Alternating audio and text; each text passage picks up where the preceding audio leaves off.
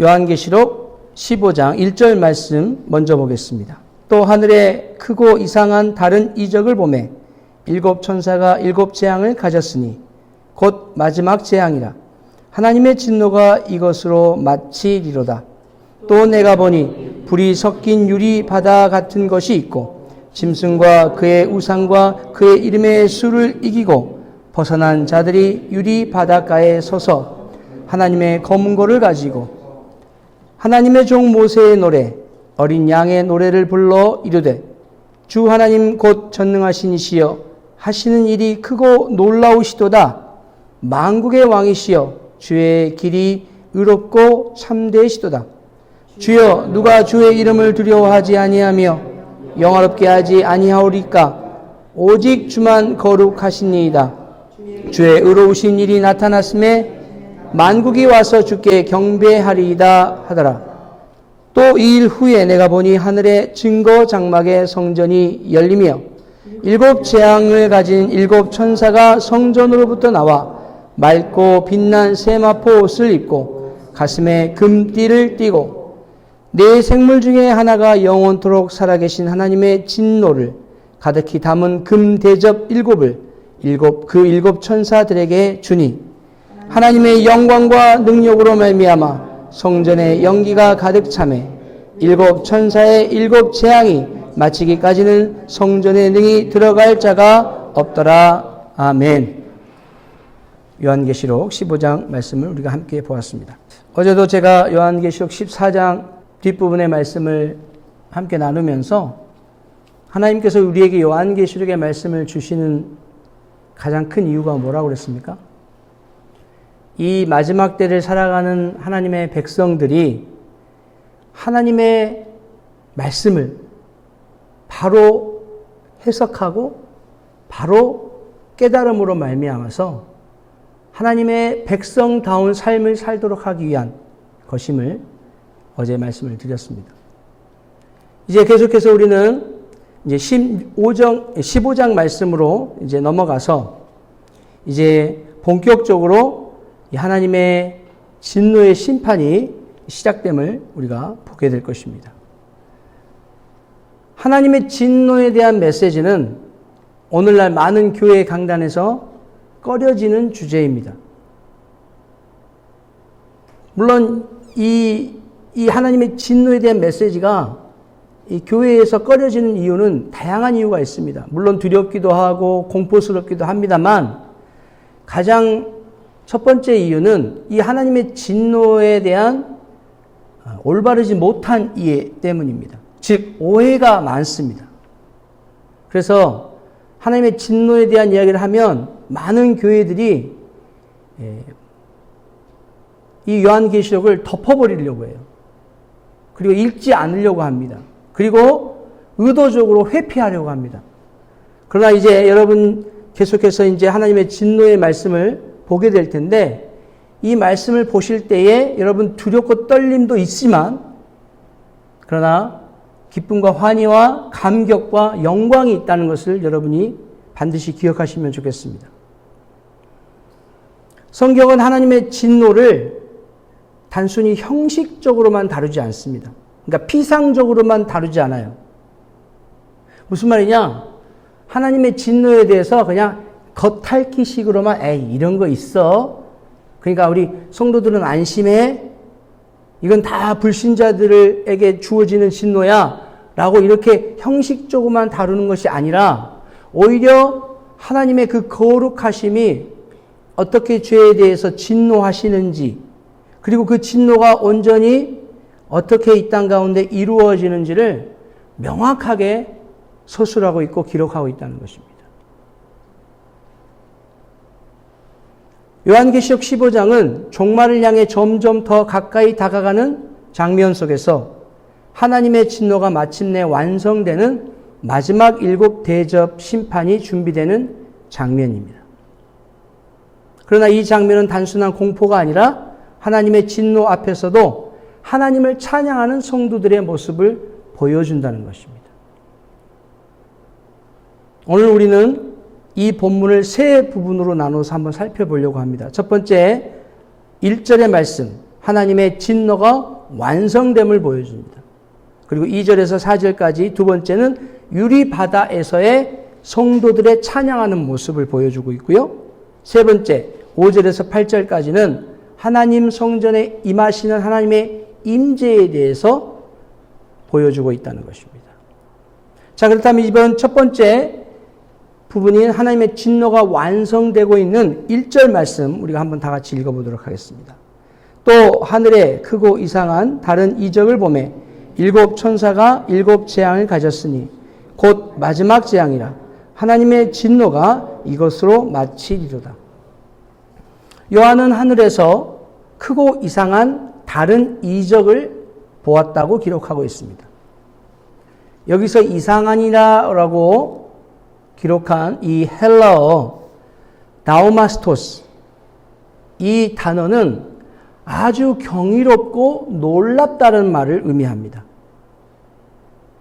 그러니까 무슨 말이냐면 이 사도 요한은 이 하나님의 이 마지막 때에 일어날 이 일곱 재앙, 이 하늘에서 보게 된 이 환상은 듣도 보도 못한, 그가 상상하지도 못하는 그런 놀랍고 경이로운 장면이었다는 것을 의미합니다.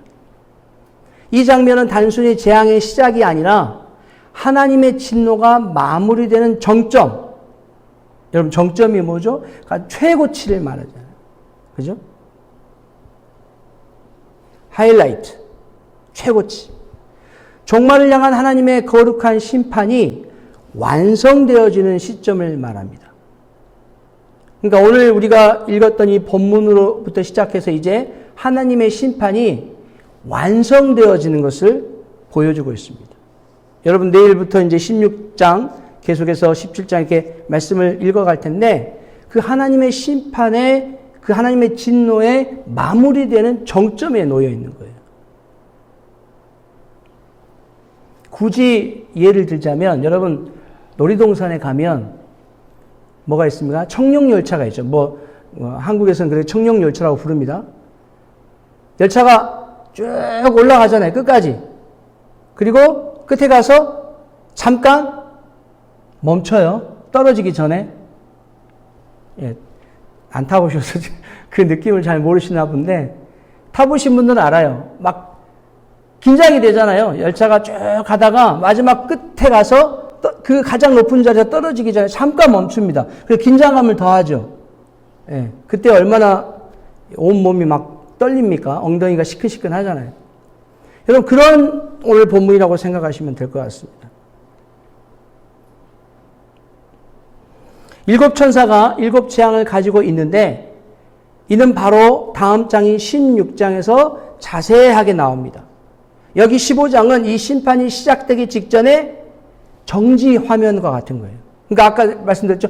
그 열차가, 청룡열차가 그 최고치에 가서 잠깐 멈춰있는 그런 장면입니다. 오늘. 그러니까 오늘 이 말씀을 볼 때 여러분 엉덩이가 시큰시큰해야 돼요. 이 진노는 충동적이거나 감정적인 불칠이 아닙니다. 하나님의 진노는 거룩한 정의에서 비롯된 신적인 반응입니다. 로마서 1장 18절에 이렇게 말하고 있습니다. 하나님의 진노가 불의로 진리를 막는 사람들의 모든 경건하지 않음과 불의에 대하여 하늘로부터 나타나나니. 하나님은 죄를 보시고 반드시 심판하시는 하나님이심을 믿으시기 바랍니다. 그분은 자신의 이름을 욕되게 하는 것을 결코 무시하지 않으신다는 사실입니다. 이 진노가 마치려 함이다라는 표현은 단순히 종료가 아니라 완성을 의미합니다. 여기서 마치려 함이다라는 이 헬라어 단어 에텔레스테는 완전하게 이루어진다는 뜻입니다. 자, 이 단어가 어디에 쓰였느냐? 요한복음 19장 30절에 예수님께서 십자가상에서 다 이루었다 라고 하실 때에 사용되었다는 그 단어입니다. 하나님의 진노가 성취되어 하나님의 계획이 완전하게 마무리되는 그러한 시점이라는 거예요. 여러분, 오늘 우리가 깨달으실 것은 하나님의 진노는 있습니다. 하나님의 심판은 있습니다. 우리가 그 하나님의 심판이 없다 말하시면 안 돼요. 그리고 그 하나님의 심판이 우리를 비껴갈 것이다. 아닙니다. 그러나 그 하나님의 심판은 반드시 믿는 자와 믿지 않는 자 모두에게 동일하게 임합니다. 자, 그렇다면 믿는 자들에게는 어떻게 하나님의 심판이 임하는가? 계속해서 하나님의 말씀을 좀 더 살펴보도록 하겠습니다. 2절 말씀, 또 내가 보니 불이 섞인 유리 바다 같은 것이 있고 짐승과 그의 우상과 그의 이름의 수를 이기고 벗어난 자들이 유리 바다에 가에 서서 하나님의 검은 거를 가지고, 여기에 등장하는 유리 바다는 하나님의 거룩하신 보좌 앞에 있는 어떤 상징적인 공간을 의미합니다. 여기서 불이 섞인 이런 표현이 있는데요. 여기는 심판의 요소가 포함되어 있음을 설명하고 있습니다. 자, 이 장소는 두려움의 장소이지만 동시에 찬양의 장소입니다. 어떤 장소라고요? 하나님의 심판이 일어나는 곳이기도 하지만 한편으로는 그곳에서 찬양을 한다는 것이에요. 누가 찬양을 해요? 자, 이곳에 있는 자들이 누굽니까? 짐승과 그의 우상과 그의 이름의 수를 이기고 벗어난 자들이라고 성경이 말하고 있습니다. 자, 이 말은 무슨 말이냐? 이 세상과 사탄의 권세 아래에 굴복하지 않고 믿음을 지킨 자들이 그곳에서 하나님 검은 고를 가지고 찬양한다고 이야기하고 있습니다. 자, 이렇게 하나님의 심판의 그 무서운 장소 앞에 믿음을 이기고 지킨 자들, 믿음을 지킨 자들에게는 찬양의 자리가 되는 거예요. 하나님의 그 진노가 오히려 이 땅 가운데 공의로 임하시는 그 하나님 성품을 우리가 찬양할 수 있는 찬양의 자리가 된다는 것을 여러분 기억하셨으면 좋겠습니다. 그리고 그들이 부르는 찬양은 두 가지의 노래가 있다고 나옵니다. 하나는 하나님의 종 모세의 노래, 또 다른 하나는 어린 양의 노래. 모세의 노래는 출애굽기 15장에서 이스라엘 백성이 홍해를 건너 부른 구원의 찬양이었습니다. 어린 양의 노래는 예수 그리스도께서 이루신 구속을 찬양하는 신약의 찬양입니다. 자, 이 두 찬양은 하나님의 구속사역의 연속성을 보여주십니다. 자, 옛날부터 구약의 시대부터 구원하신 그 하나님께서 신약의 백성들까지, 주의 몸된 교회의 백성들까지도 구원을 베푸신다고 하는 그 하나님의 구원의 연속성을 보여준다는 거예요. 자, 그들이 무엇이라 찬양합니까? 3절에서 4절까지 말씀을 다 같이 한번 보겠습니다. 하나님의 종 모세의 노래, 어린 양의 노래를 불러 이르되 주 하나님 곧 전능하신 이시여 하시는 일이 크고 놀라우시도다. 만국의 왕이시여 주의 길이 의롭고 참되시도다. 주여 누가 주의 이름을 두려워하지 아니하며 영화롭게 하지 아니하오리이까? 오직 주만 거룩하시니이다. 주의 의로우신 일이 나타났음에 만국이 와서 주께 경배하리이다. 하나님이 행하시는 모든 일은 위대한 일입니다. 하나님이 행하시는 모든 일은 경이롭고 의롭고 진실한 일임을 믿으시기 바랍니다. 그 하나님이 하신 심판조차도 거룩하고 정당한 것입니다. 이것이 성도들의 확신이며 우리가 마땅히 붙들어야 할 진리임을 오늘 성경이 말씀해주고 있는 것입니다. 여러분, 마지막 때에 하나님의 심판이 임하십니다. 믿는 자나 믿지 않는 자나 모두에게 임하셔요. 그러나 믿음을 지킨 자들에게는 그 하나님의 심판의 자리가 고통과 고난의 자리가 아니라 어떤 자리라고요? 하나님의 그 심판, 공의로우신 심판이 정당함을 우리의 입술을 활짝 열어 고백하고 찬양하는 그 하나님의 구원의 역사가, 구원의 그 능력이 당연하심을 우리의 입술을 열어 고백하는 그러한 찬양의 자리가 될 줄 믿습니다. 여기에 우리의 소망이 있는 거예요. 여기에 이 요한계시록의 말씀에 참된 의미가 있는 것입니다. 요한계시록의 말씀을 올바로 해석하지 못하고 잘못된 오해와 편견으로 바라보면 요한계시록의 말씀을 읽으면 읽을수록 숨게 돼 있어요. 요한계시록의 말씀을 읽으면 읽을수록 두렵게 돼 있어요. 그러나 요한계시록의 말씀을 읽으면 읽을수록 감사와 기쁨과 또 환희가 넘쳐나는 것은 하나님이 우리에게 원하시는 바인 것을 믿으시기 바랍니다.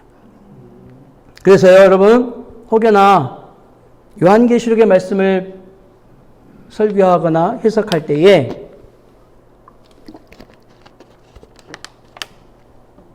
요한계시록의 말씀을 보니까 다 우리끼리 딴 데로 어디 가서 모여서 어디 산속에 숨어서 우리끼리 믿음의 공동체를 이루며 삽시다. 이렇게 이야기하는 그러한 교회나 그러한 단체나 그러한 사람이 있다면 여러분 관계를 끊으셔야 됩니다. 많이 봤습니다. 그런 분들 많이 봤어요. 요즘 같은 대명천지에 무슨 그런 일이 있겠어? 아닙니다. 이 지역에서도 그런 교회가 있더라고요. 예. 그래서 그러니까 사꾼 목자죠. 성도님들한테 이 요한계시록을 설교하면서 계속 공포와 두려움을 줘요. 그리고 마지막 때에는 이런 일들이 일어나니까 우리가 다 어디로 가야 된다? 믿음을 지키기 위해서 다 산골짜기로 숨어 들어가야 된다. 그때가 되면 돈도 사용할 수가 없고, 그래서 물물교환해야 되니까 우리가 뭐예요? 현찰 말고 현물을 소지해야 된다. 그래서 여러분 집에 있는 금 다 가지고 오시라. 금, 헌물을 다 받아가지고 저기 한 워싱턴 DC에서 한 1시간 반 정도 떨어진 데다가 땅 사고 농장 사고 해가지고 자기들끼리 믿음의 공동체를 꾸미겠다고. 여러분 그런 잘못된 교회 있습니다. 그 결국에는 그 거짓이 탄로가 나서 그 교회가 이게 다 부서졌는데 아직까지도 그런 일들을 하는 사람도 있어요. 자, 계속해서 우리는 5절 말씀을 한번 보도록 하겠습니다. 또 이 일 후에 내가 보니 하늘의 증거장막의 성전이 열리며, 이제 세 번째 부분에 해당되는 말씀입니다. 하나님의 성전에 임하시는 하나님의 임재에 대한 이야기예요. 증거장막 성전은 구약의 성막, 곧 언약궤가 있는 지성소를 상징합니다. 이것이 하늘에서 열렸다는 것은 하나님께서 직접 심판을 행하시기 위해 그분의 거룩하신 임재로부터 나오신다는 것을 의미합니다. 7 재앙을 든 7 천사가 정결하고 밝은 세마포 옷을 입고 금띠를 띠고 나옵니다. 자, 이것은 하나님의 거룩성과 의로움을 상징합니다. 4절에 모든 민족이 하나님께 경배한다고 찬양했는데 여기서는 그 하나님의 심판을 시행하시는 분으로 등장합니다. 하나님의 영광과 권능이 성전에 가득 차며 7 재앙이 끝나기 전까지는 아무도 성전에 들어갈 수 없다고 성경이 말하고 있습니다. 자, 이것은 하나님의 심판이 임할 때에 그 심판을 막거나 간섭할 수 있는 자가 없다는 뜻입니다.